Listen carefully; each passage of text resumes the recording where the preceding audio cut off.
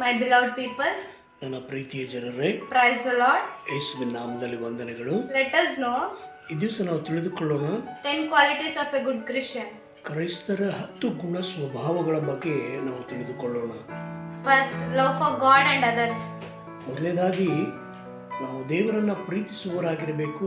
ಯಾವ ರೀತಿ ದೇವರನ್ನ ಪ್ರೀತಿಸುತ್ತೇವೆಯೋ ಹಾಗೆ ನಮ್ಮ ನೆರೆಹೊರೆಯವರನ್ನ ಪ್ರೀತಿಸುವವರಾಗಿರಬೇಕು.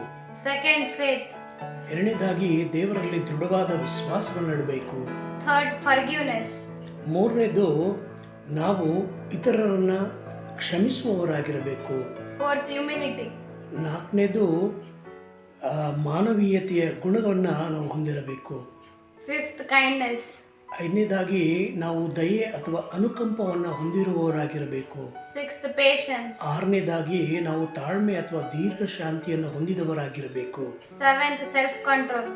ಏಳನೇದಾಗಿ ನಾವು ಕ್ಷಮೆದಮೆ ಅಥವಾ ಸ್ವಶಿಸ್ತು ನಮ್ಮನ್ನು ನಾವು ನಿಯಂತ್ರಿಸುವ ಗುಣವನ್ನು ಹೊಂದಿರಬೇಕು. Eighth, integrity, committed to truth. ನಾವು ನೋಡುವಾಗ ಐಕ್ಯತೆಯನ್ನ ಹೊಂದಿರುವವರಾಗಿರಬೇಕು. Ninth, a spirit of thankfulness. ದೇವರಿಗೆ ಕೃತಜ್ಞತಾ ಭಾವವುಳ್ಳವರಾಗಿರಬೇಕು. 10th, hospitality. ಹತ್ತನೇದಾಗಿ ನಾವು ಅತಿಥಿ ಸತ್ಕಾರವನ್ನ ಮಾಡುವವರಾಗಿರಬೇಕು. Amen. Amen. God bless you all. ಕರ್ತನು ನಿಮ್ಮನ್ನು ಆಶೀರ್ವದಿಸಲಿ. Thank you for watching my short video. ನನ್ನ ಶಾರ್ಟ್ ವಿಡಿಯೋ ವೀಕ್ಷಿಸುತ್ತಿರುವುದಕ್ಕಾಗಿ ನಿಮಗೆ ವಂದನೆಯನ್ನು ಸಲ್ಲಿಸ್ತೇನೆ. Amen. ಆಮೇನ್.